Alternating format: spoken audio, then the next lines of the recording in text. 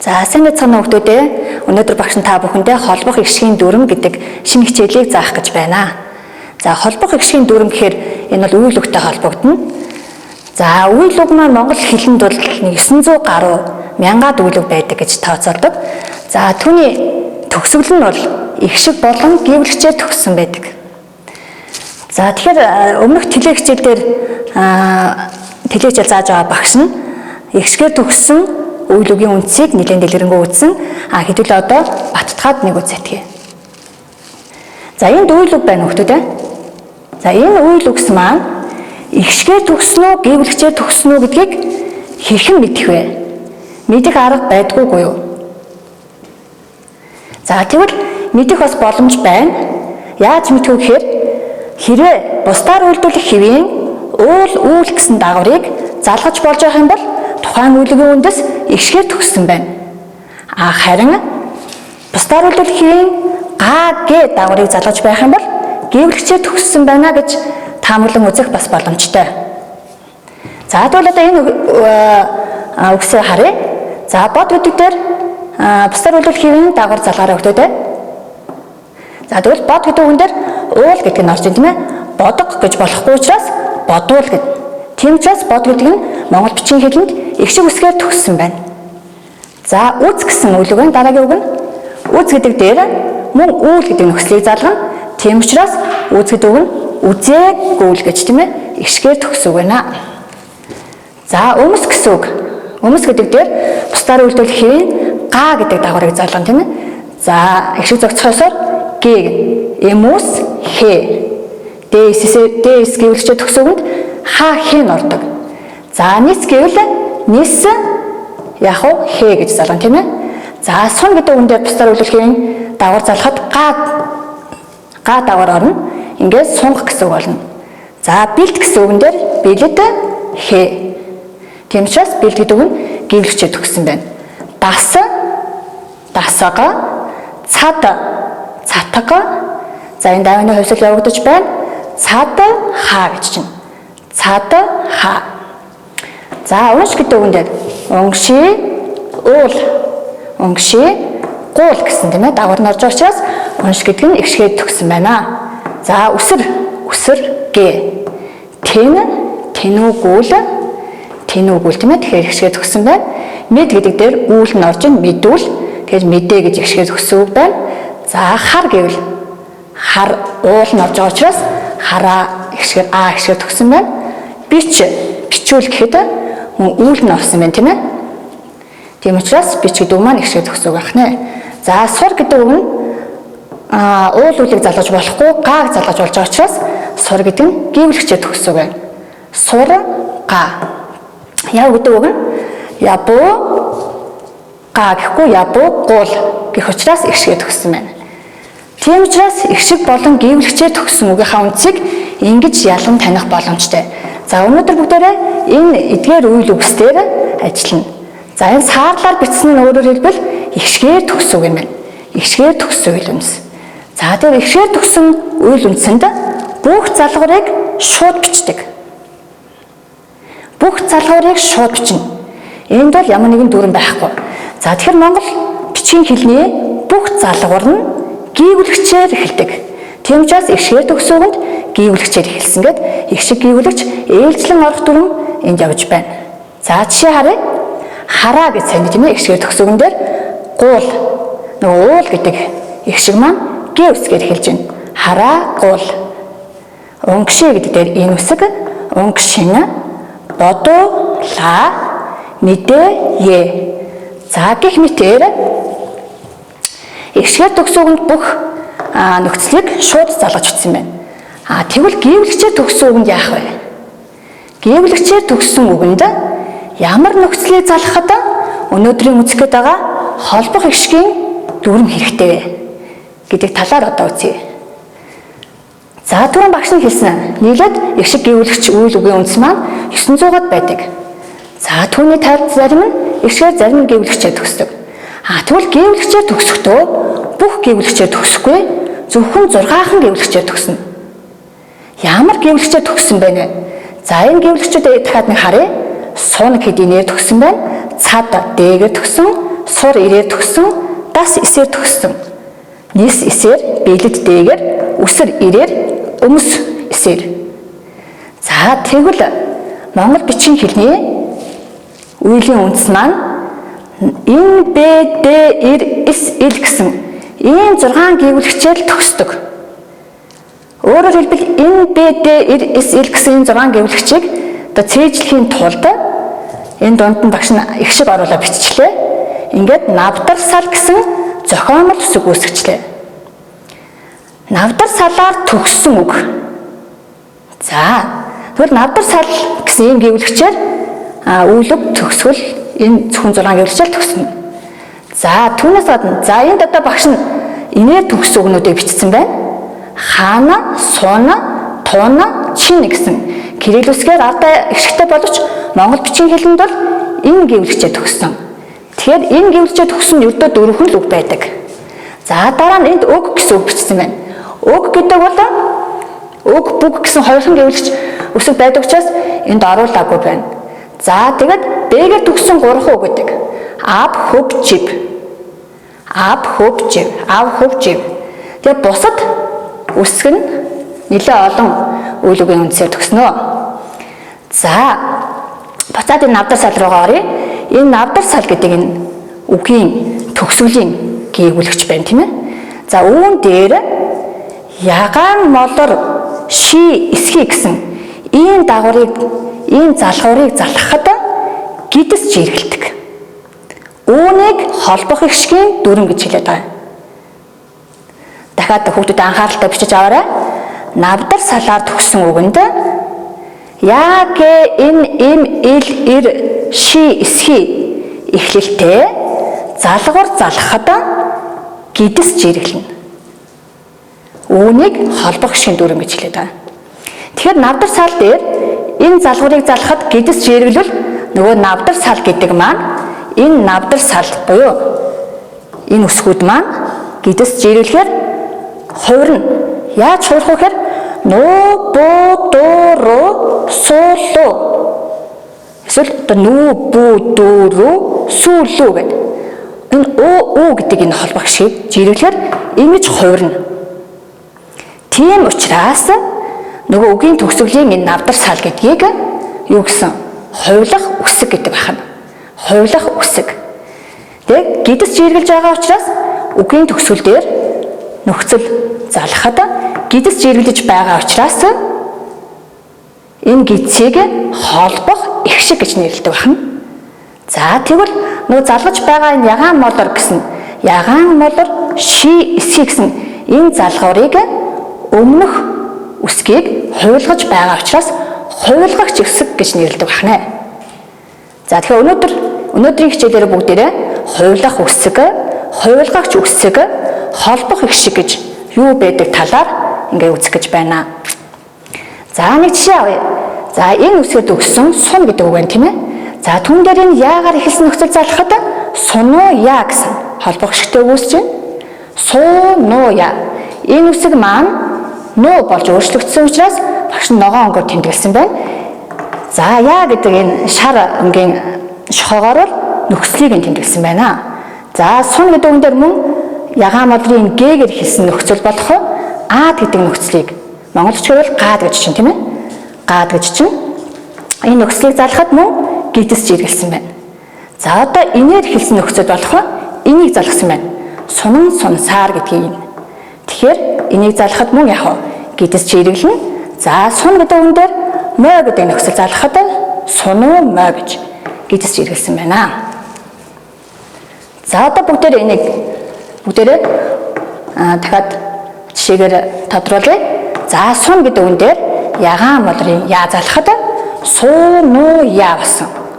За дараагийн үг уншаарай хүмүүстээ юу гэж вэ? Цад гэсэн үг байна.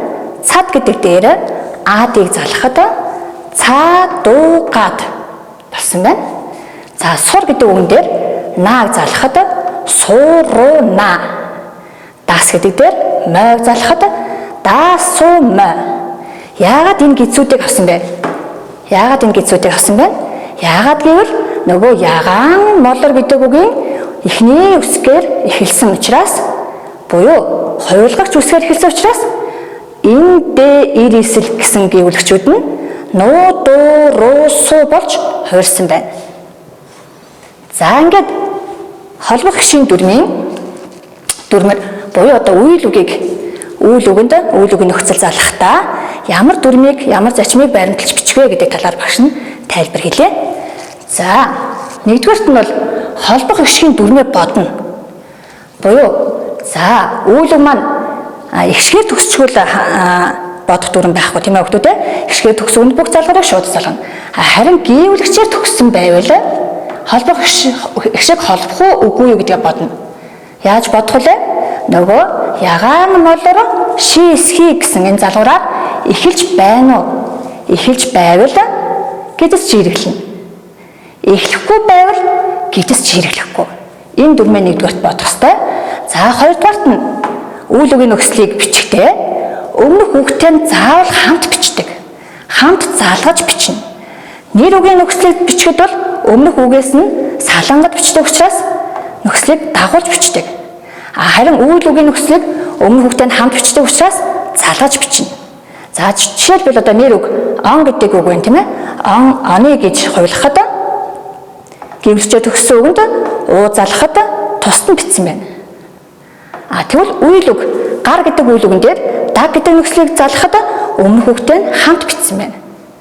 За гуравдугаарт нь юу баримталж бичих вэ гэхээр эм үгийг харгалзан бичнэ.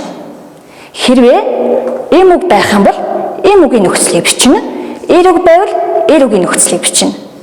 За тухайлбал нис гэдэг үгэн дээр нис гэдэг үг маань үйл үг учраас хээ залгахад хүү гэж эм үгийн хүү нөхцөлийг бичиж байна.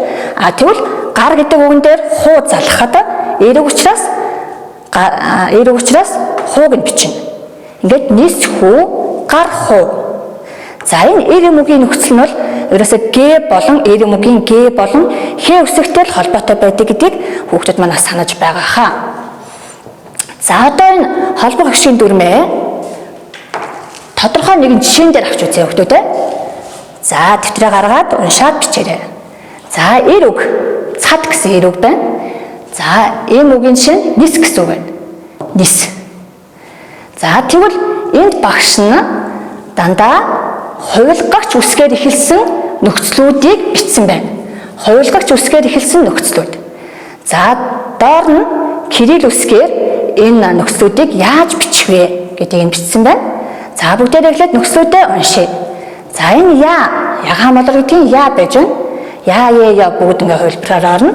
За ара эрэ гэдэг эр үг байвал гара гэдэг нь орно. Эм үг байвал гэрэ гэдэг нь орно. За кириллээр одоо энэ ара эрэ ачч аса эсэ уза үзэ гэх мэтэр тийм ээ. Бүгд ихшгээр эхэлсэн боловч монгол бичгийн хэлэнд бүгд г үсгээр эхэлнэ. За эр үгэнд гара, эм үгэнд гэрэ, эр үгэнд гачи, эм үгэнд гэчи, эр үг гасаа, эм үг гэсэ, эр үг гужа, эм үг гүжэ, эр үгэнд игтун, эм үгэнд игтун, эр үгэнд гэ, эм үгэнд гэ. За яагаад тэгэхээр бүгдэнд нь г үсэг орчихсон учраас эр эмээрээ ингэж ялгарч байна. За дараагийн нөхцөл энэ гэдэг тийм ээ ягаан гэдгийн энэ үсгээр эхэлсэн на гэдэг нөхцөл яж байна. Хувилгагч нөхцөл. За дараа нь ла. За лаалэ. За хэрээр лугаал үгэ гэж бичих юм бол мөн эр эмгээр ялгарна. За дараагийн нөхцөл нь сансын. За энэ бол нэлээд өвөрмөц. Яагаад гэвэл монгол бичгийн хэлэнд сансын гэдгийг бичгтээ өмнө г үсэг бичдэг. Энийг маш сайн анхаараарай хүүхдүүд. Араас нь гэвэлж орж байгаа учраас өмнө нь тусал бичихгүй. Сан гэдгийг иксан гэж чинь. Цадсан гэвэл цадуг сан гэх юм тийм ээ. Ниссэн гэвэл нисүг сэн. За дараа нь га гэ гэсэн нөхцөл байна. За энэ ягаан молор гэдгийн г-гээр эхэлсэн. За энэ бол ягаан молор гэдгийн имээр эхэлсэн байна. Маар мэр. За гэх жишээтэй багш нь үйл үгийн нөхцлүүдээс хувилгагч үсгээр эхэлсэн нөхцлүүдийг энд төвж бичсэн байна.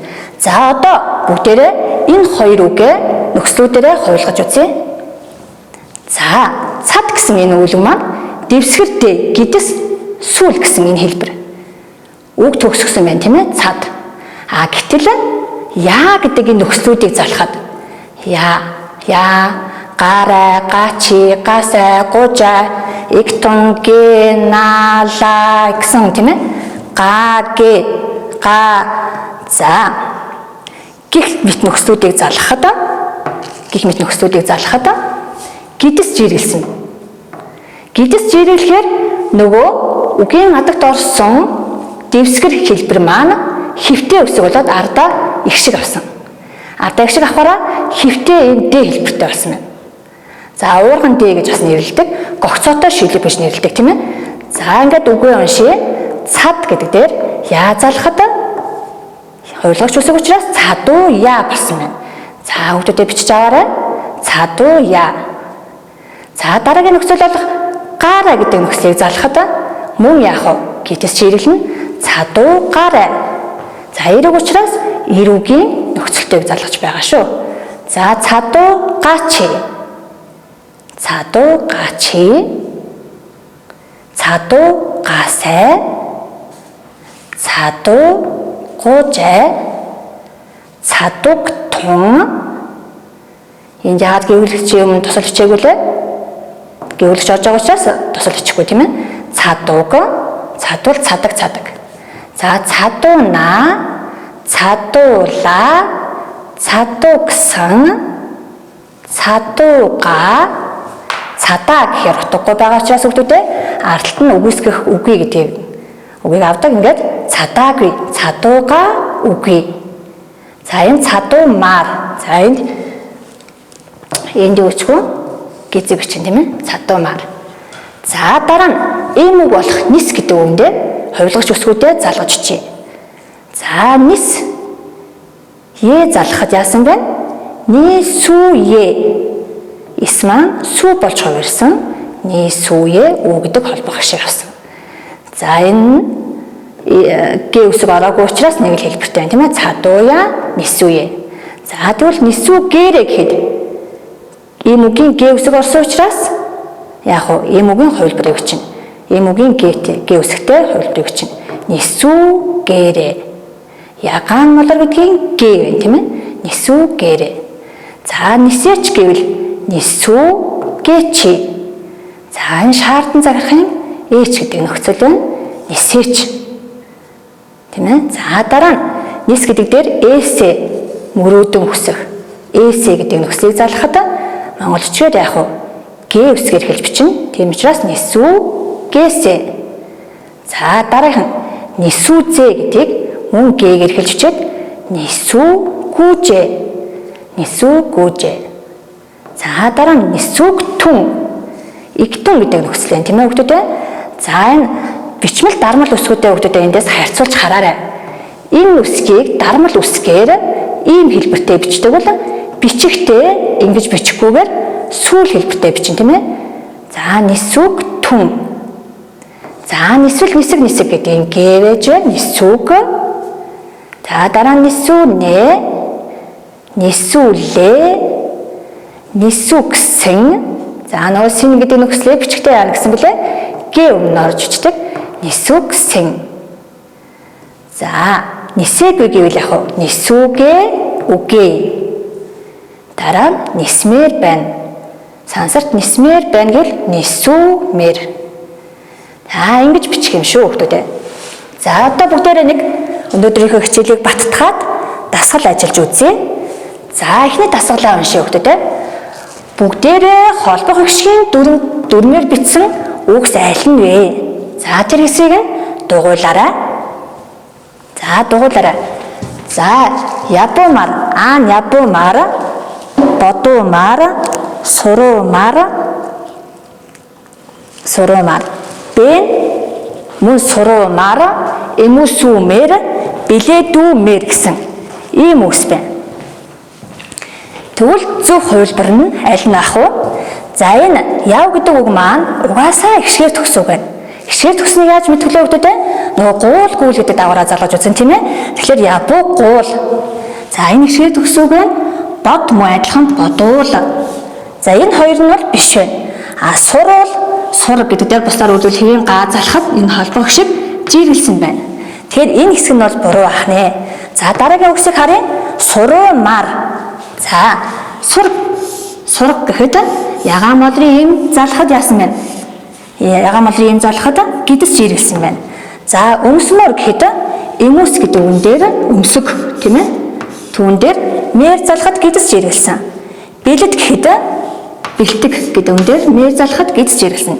Тийм учраас Б хувилбар нь холбох гişийн дүрмээр бичсэн үгс байна. За дараагийн соёлыг харъя. За хоёрдугаарт нь дан хувилгагч үсэгтэй үгс нь аль вэ? Дандаа хувилгагч үсэгтэй үгс нь аль нэ гэж байна. За тэгвэл дасуу юу? За энэ ягаан молор гэдгийг юу гэсэн үгсээр хэлсэн байна. Сунсан гэхэд сун гэдэг үгэн дээр сунг тийм ээ. Сан гэдэг үгсийг игсэн гэж чинь ягаан молрын г үсэг байж байна. За тэгвэл энэ сурлага гэвэл сурлаа гэхэд суруу луга тийм ээ. За ягаан молрын ил үсэг байж байна. Тийм учраас яг ил гэсэн үсэг орсон бүгдээрээ хувилгагч үсгээр эхэлсэн байна. За энэ дараагийн Б хэсгийг харъя. Дас гэдэг дасга гэдэг үгэн дээр хуу залгасан байна тийм ээ. Тэгэхэд бол яасан? Ягаан молор гэсэн үгэнд х үсэг байхгүй учраас шууд залгасан байна. За сун гэдэг үгэн дээр ямар нөхцөл залгасан байна? Даг гэдэг нөхцөл залгахад яасан? Ягаан молор биш учраас ягаан молороор эхлэегүй учраас шууд залгасан байна. Мөн сур гэдэг үгэн дээр чих залгахад шууд залгасан. Яагаад гэвэл эдгээр нь ягаан молор шин эсхий гэсэн гэвлэгчээр эхлэегүй юм аа. Тэгэхээр дан хувилгагч үсэгтэй үгс нь аан байсан байна. За дараагийн үйл үгэнд залгуур залгахад ямар ихшгээр холбох вэ? За аад нь шилбээр холбоно, Б шүдээр холбоно, В гидсээр холбоно. Аль нь зөвлөө өгдөг вэ? Тэгэхээр үйл үгэнд залгуур залгахад буюу гидсээр холбоно гэж өнөөдөр үзлээ тийм ээ. За ингээд өнөөдрийн хүүхдүүдээ гэрийн даалгавраа хараарай. Гэрт бэлэд гэсэн эм үг. Бэлэд нөгөө навдар салын дээгэр төгсөн үг байна. Судал гэсэн тийм ээ. Ил навдар салын илээр төгсөн. Энэ хоёр үгийг эдгээр нөхцлүүдээр эм үгийг нь харгалзаад холбох гişийн дүрмээ бодоод хамт залгаж бичээд багштаа гэрийн даалгавраа явуулаарай. За өнөөдрийн холбох гişиг гэсэн хичээлийг хүүхдүүд маань сайн ойлгосон байхаа гэж багш нь найдаж байна. За дараагийн хичээл дээр багш нь шууд нөхцөл залгахад шууд бичдэг буюу эс хувилгагч гэсэн нөхцөлийг заах болно. Эс хувилгагч гэсэн нөхцөлийг заах болно.